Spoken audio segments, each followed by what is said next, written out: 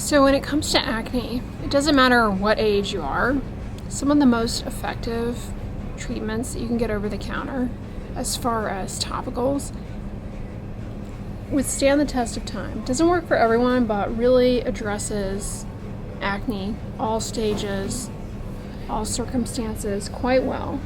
It's going to be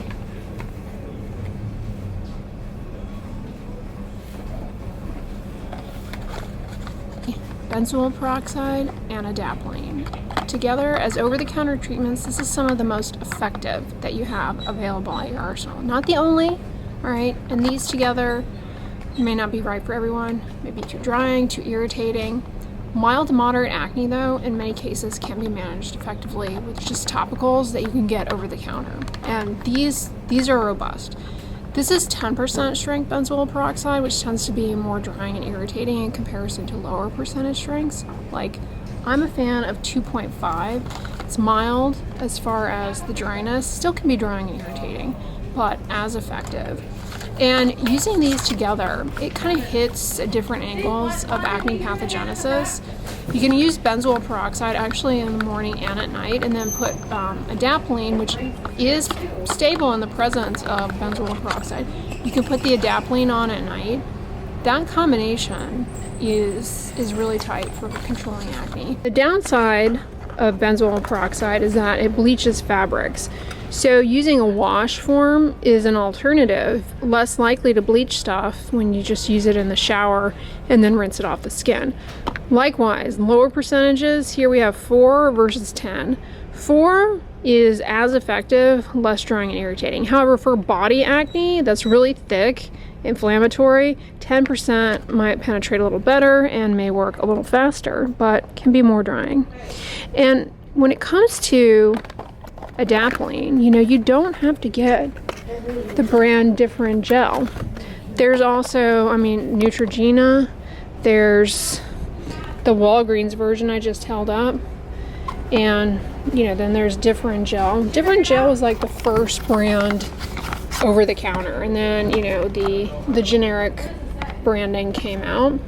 But yeah, that's still an effective option. Here, let me put this back where it belongs. Look at it from here. Now, Walgreens certainly is not the best price point for these. So what you're seeing here, I would not be like, oh my gosh, that is cost prohibitive, because you can get these for much cheaper from like Walmart or Amazon. Sometimes Walgreens has these really good deals. Like, even though stuff is expensive, sometimes you can end up getting stuff basically for free here if you know how to play your cards right. And by that I mean like stack coupons and stuff.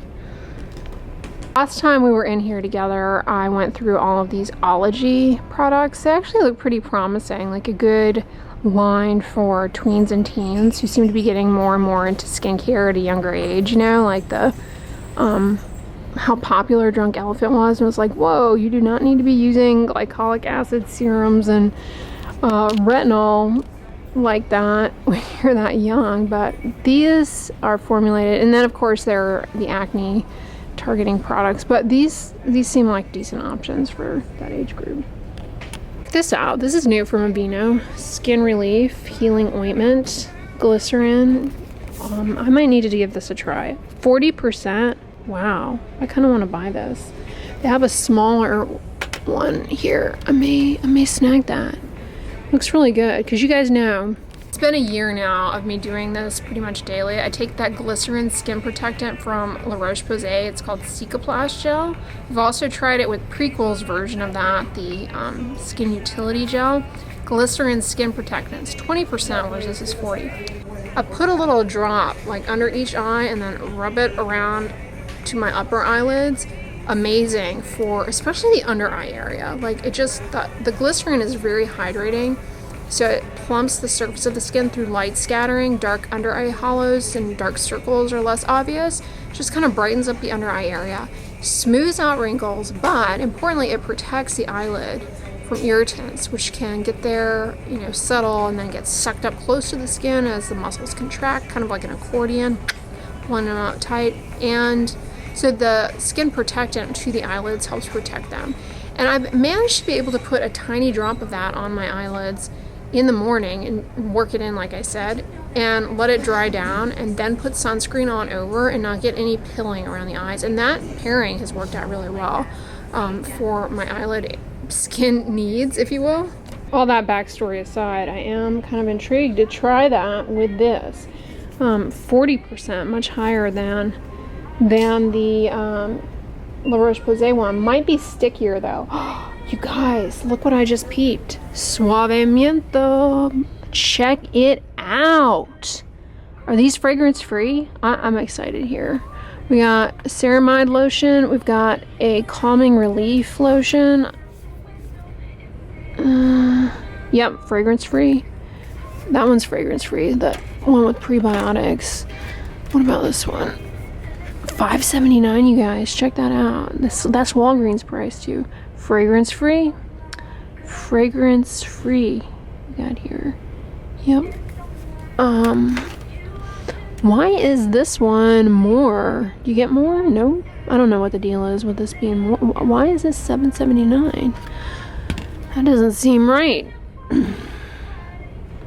We're paying more for the fragrance. That's what that is all about, I think. Whoa, how did this make it out of the Olay cage? The body serum. See, there's the Olay cage. Like, I don't know what it is that gets an Olay product behind closed doors, but this, I'm not sure what the ingredients are other than niacinamide. I bet you could use that on the face.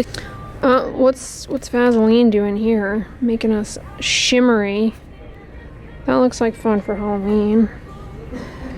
Mineral oil with glitter in it. Does this have fragrance? Yeah, it does. The Sunlit Glow.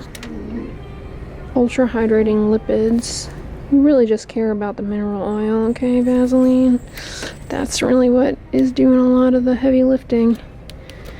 A lot of the heavy lifting. Plus the glitter for the shimmerati.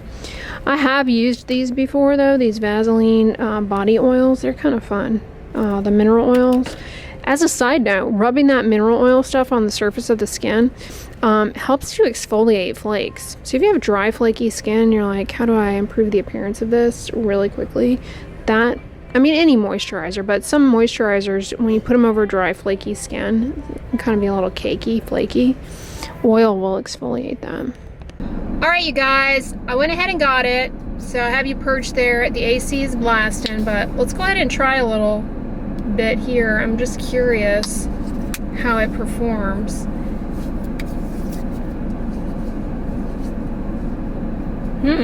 Kind of reminds me of Norwegian Formula hand cream, although it is a little sticky. It's not quite, yeah, it's much stickier in comparison to that. This is this is not the same as far as what I like about the Cicaplast. It's more pasty. It's a little too sticky for body, face, hands, and lips. Let's put a little more. The spread is a little stiff on the skin, but it does kind of have that oaty aroma to it. Says you can use it on the lips too.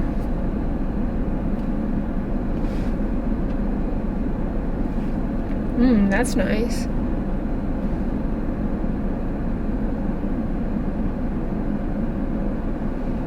Okay, well, sweet. Glycerin has a sweet taste. Feels nice, but maybe I put too much. It's kind of like all in my mouth now. Shea butter, glycerin, oat kernel flour, and oat kernel oil, and oat kernel extract, and dimethicone. Yeah, it's like very much creeping into my mouth now. Well, I'm glad I gave it a try. I'll work with it some more.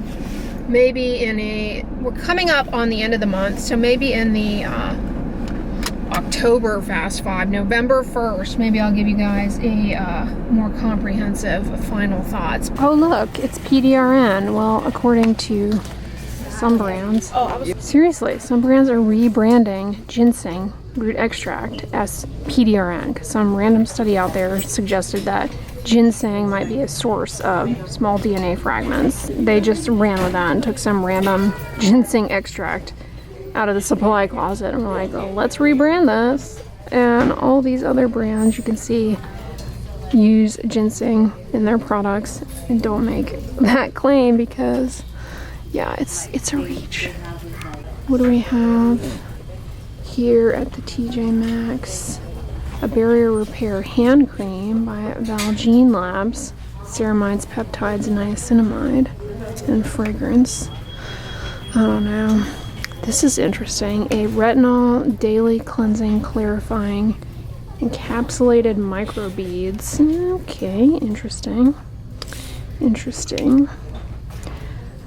Wonder if the retinol is that stable in that. Who knows? This is interesting. Collagen and elastin. It's very hydrating in skincare. That looks like it'd be pretty good. I love gels like this. It's a personal preference. The Skin Fix Prebiotic Foaming Oil Cleanser is here for $12.99. That's new, I believe. I know they've had Skin Fix stuff here before. They also had the Curology Lightly Foaming Face Wash. $4.99. Put that in your travel bag. Cetaphil. This is a good deal. You get Cetaphil here. $9.99 for the daily facial cleanser. Is this the new fragrance-free one? Oh no, this has a masking fragrance in it. But they reformulated these a couple of years ago. They now have niacinamide and panthenol in them. They didn't used to. This one is fragrance-free, the normal to dry. They make this daily facial though fragrance-free, or at least they were a couple of years ago. It's been a while since I've checked up on that. This is a bubble face wash from Japan. Soy milk is a source of isoflavones, which can be helpful for skin elasticity and warding off oxidative stress. I love these repairing hand masks, and you can't tell me that this is like actually expired. $20 seems pricey for it though, but inside the mask they have, it's not just Aquaphor in there, it is urea and glycerin and shea butter and avocado oil and panthenol. That's not what's in Aquaphor. But basically putting moisturizers under occlusion is a great way to really amp up repair of dry skin. Now this, I tried out a couple of years ago and ended up really liking. The hydrating toner with squalene and oats. It was very, very nice. And it's on sale here, $9.99. Fragrance free. Yeah, that was really good. I really liked that. Not only was it soothing, but it really improved surface luminosity from what I remember. Then we have a makeup cleansing facial balm that's got a cracked lid here, $4.99. It's like an option to remove eye makeup. Here's Hydro Boost Gel Cream with a different packaging from what I'm used to seeing. Fragrance free, $9.99. Urea, yeah, this is the new one. Just the box looks different for some reason. Maybe this packaging they changed up really quickly and they had overstock of it and that's why it's here. A tabletop fire pit, what could possibly go wrong? Wood burning, yikes. I also saw they have this pen diffuser. Like you can be writing in your journal and smelling apple crisp. Okay, it's interesting. I wonder how that performs. I'm not gonna find out. These were here last time. The Haunted Curiosities aroma oils. They also have, these were here too, the candy corn from DW Homes. I think these jade roller, cryo roller things are kind of falling out of favor, no longer as trendy.